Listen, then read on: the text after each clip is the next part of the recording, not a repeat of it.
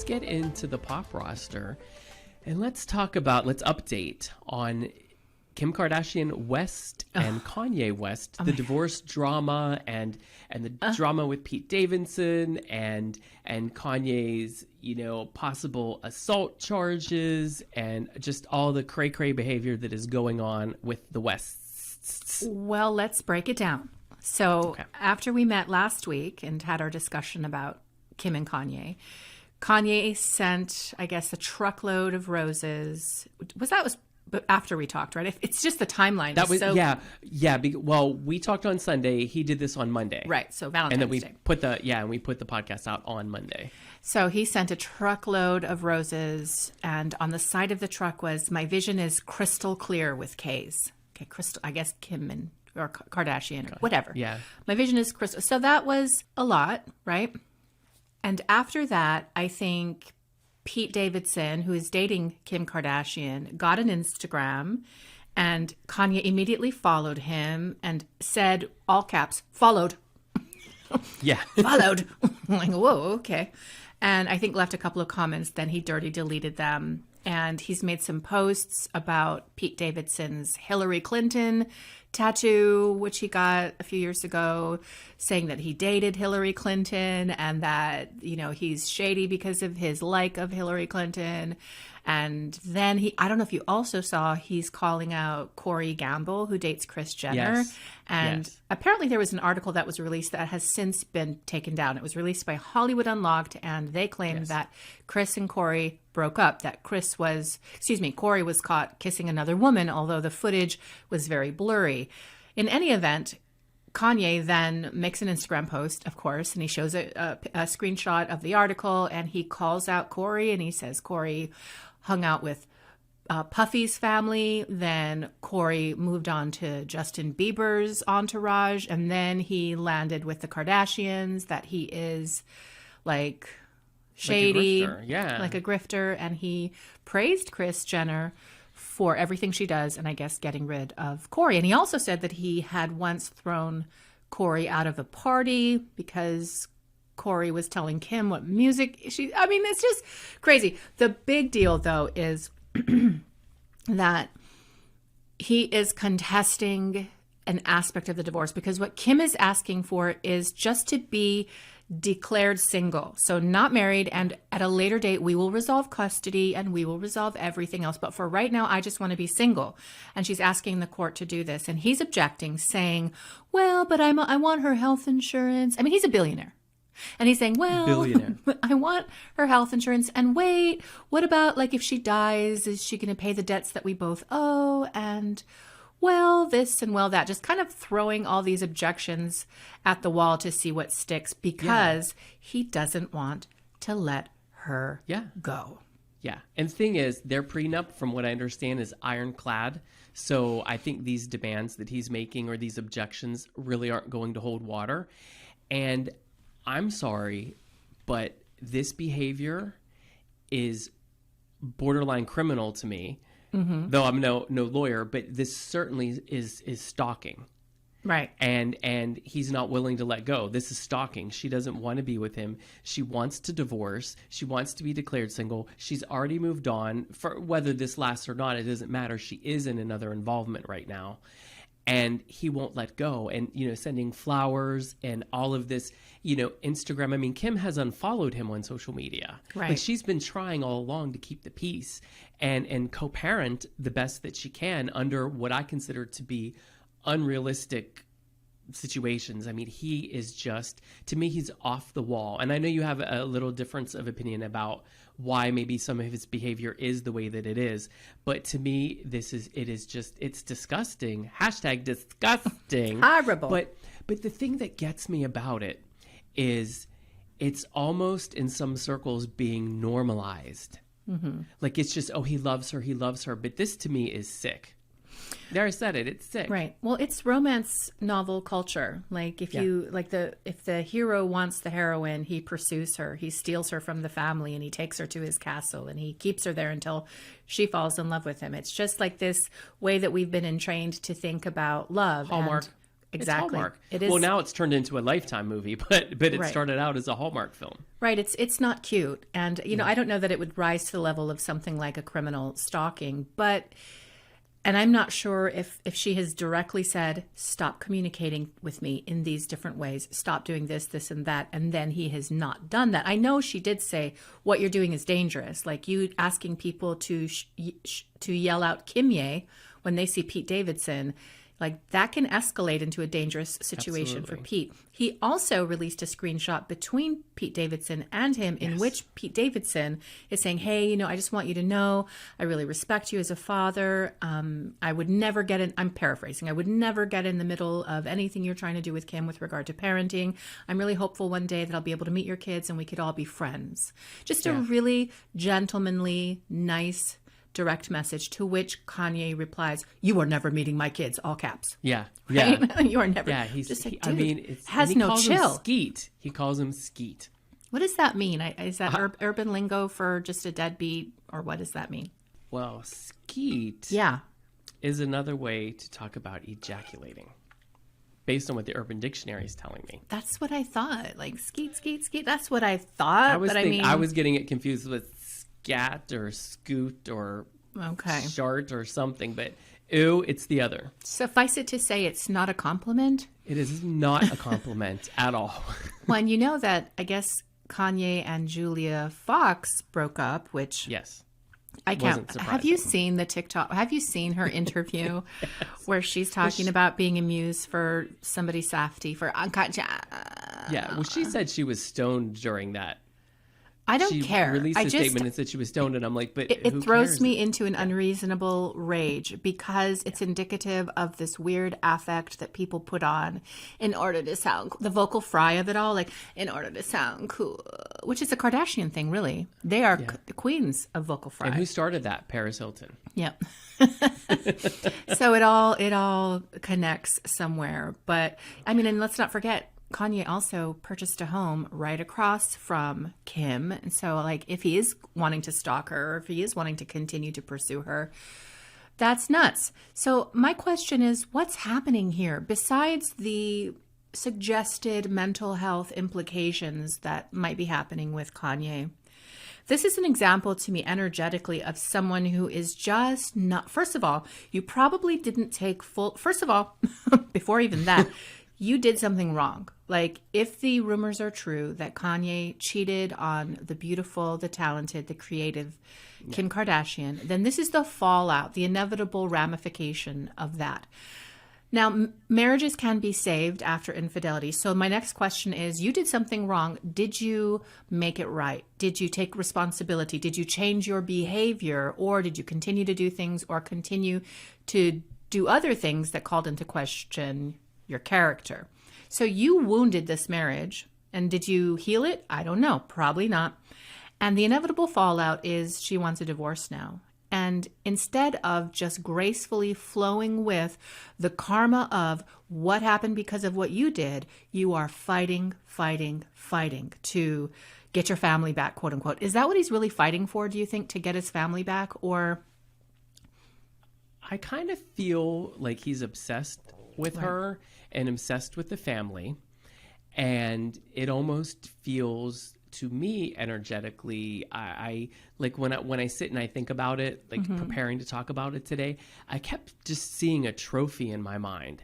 So I just kind of feel like it's not necessarily, I mean, I'm not saying there isn't love there. I'm sure there is, or was, or whatever, but I feel it's more of a status thing.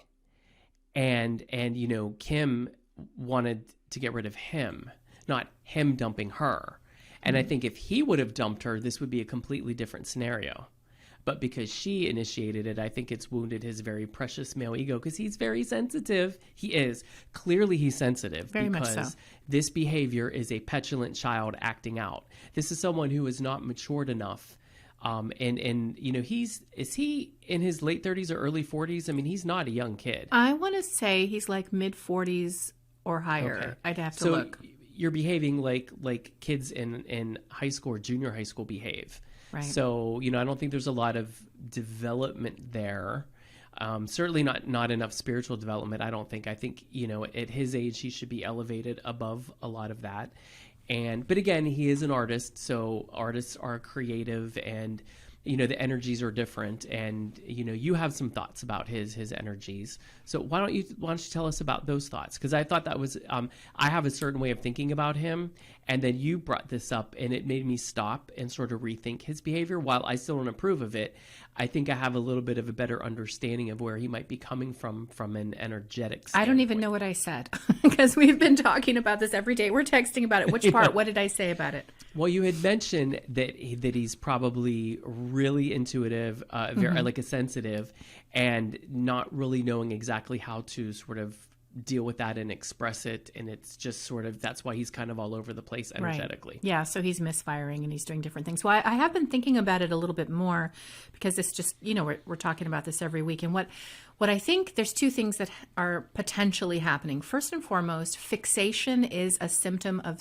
certain mental health disorders, like being fixated or obsessed with people and not being able to shift your focus onto anything else. Now, he can, of course, shift his focus onto creating new music, doing his Sunday services, but it's clear to me that there is something going on with fixation with Kim Kardashian. So that could be directly a result of an alleged mental health issue, which could be treated by medication. If he is on it or not, I'm not sure. So that's one thing.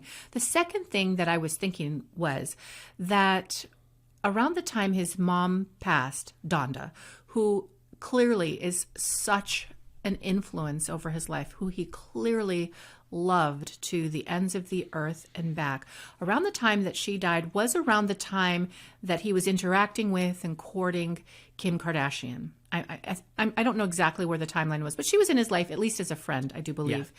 Yeah. And so when trauma like that happens, it imprints on the soul. It really does. It imprints on the life, the timeline. And so one of the reasons he may keep going back to his need for Kim was because when that happened to him, Kim was there. And so it's a way for him to constantly connect with the memory of his mother as well. Kim is a part of that. And so to let go of Kim Kardashian might mean letting go of some of his energy for his mother. And he doesn't want to do that. In fact, quite the opposite. I mean, I think he's flailing because he doesn't know what to do without his mother. I think he is lost in this world. And it's so sad because he has everything. But, money doesn't buy you happiness. Money doesn't buy you love. And he doesn't buy you class either. No, it doesn't. Oh, sorry. No, it doesn't. I had to make a housewife reference. Absolutely. But I think he's just, from that moment on, he was changed forever. Now, does that mean he can't self-correct? No, he can. He can but he is resisting what is happening that he created by his own hand. If he were to just let go and surrender and say, you know what, I caused this. I could have been a better husband. I could have done different things. Let me just let Kim do what she wants, and I'm going to support her and hold on to hope that someday we can get back together or that we can create a beautiful family irrespective. If he were to do that, it would be so different. Yeah. And maybe she would. Maybe she would come back around because I think she had real love and has real love for Kanye.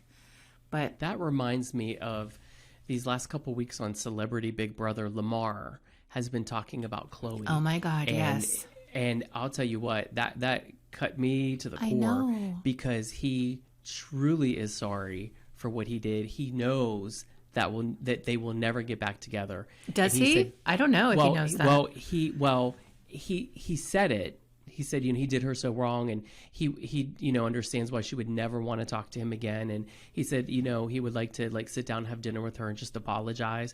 I really do believe he means it. I think he gets it now, and I don't think it was put on. He's too out there. Do you know what I mean? Like he's not contrived. He's not controlled. He's not rehearsed. Mm-hmm. He's like all over the place. Like he's sitting there. Julie's asking him to cast his vote, and he's sitting there biting nails off. Right. And just he's off in Odom land, and it must be a beautiful place to be sometimes because he goes there a lot. And to see the things that he said about Khloe was a man who is truly sorry, and is taking accountability and ownership for his bad behavior. And I mean, just to watch it, I mean, you got to feel for the guy. And yet I feel like looking at Kanye, there is absolutely no acknowledgement, like you said, of any wrongdoing, no desire to change, no real feeling of shame even for what is coming. And I believe Kim would be at least open to revisiting a relationship, at least for the children, and having better communication between the two of them if he were to just, I am so sorry. But I don't know if we'll ever get that. I don't know if we'll ever. I don't. Not if he doesn't change his behavior. I mean, if he continues to behave this way, I think he's going to guarantee that she's going to go low to no contact. So that's like the opposite of what you want to do. And I love that you bring up Lamar, because I saw what he had to say. First of all, he was talking to Cynthia Bailey in the kitchen, and he was talking about Khloe, and she just said, "Wow, the way you speak about her, she's the love of your life." You know, and he's just. There's just a somberness to him. He's a guy who gets it now. And I don't know how many relationships you've been in with people where you're like, if this doesn't change, I'm going to have to go. If like you don't change your behavior, or if this doesn't shift in the relationship, I can't stay in it. And then you leave, and then they're like desperate to get you back. I'm like, well, why weren't you desperate though when I was in the relationship and communicating all the time about how I needed you to change it? You didn't. I had to leave. And once a woman leaves, she is gone. She's gone. And the thing is, they were so young when they got married that I don't think the bad relationship was all on him. No, of course not. I think Khloe has a chunk, not a lot. I mean, not as much as he does, obviously, that we know of. But I feel like they were both so young and so inexperienced, and they both lived in these weird sort of Hollywood celebrity bubbles where I don't think you get a full and correct image and picture of what a healthy, functional relationship really looks like. So they don't get a lot of the tools to deal with that. And they think they do. Oh, we're adults. We're in our 20s. We can do this. And you can't do that in the public eye. You have to have a lot going on in here and solidified and be so... You also have to be taking care of yourself like a verb. You have to be going to therapy. You've got to be sourcing tools and stuff to have a relationship that's healthy in the public eye. And but I mean, I kind of wonder, like when he gets out of the Big Brother house, like what if she went to dinner with him? Because she needs to boot Tristan Thompson, of course. I mean, I don't even know if they're still in contact. I would hope not. But I mean, other than for True. But wouldn't it be kind of... maybe too much water under the bridge, but if they had a dinner... It'd be like Bennifer Part 2, because Jen and Ben got back together, and we didn't see that coming. Anything is possible. Yeah, I mean, I do feel on some level she was true... Well, to the level that she could at that age and her experience was truly in love with him. And for him, all these years later, and he had so many heart attacks and strokes from drug use and overdosing and all of that, and I feel like he truly had many come to Jesus moments, and I feel like maybe it all finally hit him right. We don't know where Khloe is in her development. She hasn't really spoken out about it, at least not to that extent. So I feel like if she's kind of done some of the work and he's done some of the work, first of all, there's no harm in getting together and having a lunch or dinner and just allowing the man to apologize and to let his true feelings out and have no cameras, no nothing, just truly, be at one together for a moment and have that, and they can walk away or they can develop a friendship or whatever the case may be. But I would really hope that at minimum she'd be willing to at least hear him out, because I feel like that would do him a lot of good. Yeah, maybe. I mean, I think of some of my exes and like, I don't owe you a lunch or a dinner after I had to rescue your ass from a whorehouse. You know what I mean? And I had to nurse you back to health after you had strokes because of your substance abuse. It may be better for her to not get triggered back into old stuff. But I mean, but you have to wonder, because seeing him now, he's very present with his feelings, which is not something I can say with Kanye. I think Kanye's like feeling things. He just doesn't know how to process those feelings. And so he's just flailing. Whereas Lamar, he's just like, no, dude, I messed up. And what I wouldn't give for a second chance. It's kind of sweet, you got to say. But I couldn't hang out with him, because if he started gnawing on his fingers and spitting out nails, I would be vomiting. I'd be retching. I was like, ooh. Like I was horrified. And then he set them down on the couch. You saw, he put them down on the couch. And then when he gave his vote to cast for eviction, then you saw him throw them off the couch. So he just threw them onto the floor. Oh, and then you do know that he sharted and quasi shit the bed in the Big Brother house. Yes. they talked about it, and it was like on the live feeds it happened, I think, and they've discussed it, and he thought he like shit the bed, but he really just like had a little shart or whatever. But yeah, like he's open. I mean, he farts. He's very open. Like he so doesn't care about anything. And I'm like, I could never hang out with someone. I have been married that doesn't have any kind of restraint. 10 years, 10 years, right? And we have never done that we have never farted in front of each other. First of all, I don't fart, so that would be impossible. Right. But I'm just saying, like, we have never, and but my brother and his wife do, like she Dutch ovens him and stuff like that. And I'm just thinking, wait, what is a Dutch I think oven? that's when you're pull the in blanket bed. Over? Yeah, you pull the blanket over your head, and someone farts, and then they trap you. And that's horrible. I can't believe you can even. How can you even have romantic, sexy time after somebody does that to you? So Jeremy and I, we don't do any of that business, and I don't want to know. I don't want to know what you're doing in that bathroom. I don't want any part of it. So he's never had to come in, like you're showering, and he's had like an emergency. We number 2. use separate bathrooms. That's fantastic. Yeah. And you know what? I think it should be that. First of all, I don't think anyone should have to share. I believe that you should have your own space to be able to do that. Get ready, whatever you need to do. I do believe, especially when first of all, those moments are private. Mm-hmm. Like anytime you have to go to the bathroom, it is. Especially at number 2, nobody should be present. No one should bear witness. No, Bryan, I had a boyfriend when I would go to the bathroom who would just stand outside of the door and talk to me. And I'm like, if you don't get the F out of here. Like you can't go, right? No, You're like of course there, not. Like, I can't but I go. really have to go. I don't want you to hear me tinkle. I don't want you to hear any of my sound and fury here in the bathroom. But he would sit there and he knew it bothered me. And so, of course, I dumped his ass. Don't you know? Well, those kind of dumped things. him like a number 2. I sure did. Right into that toilet did he go? Yeah.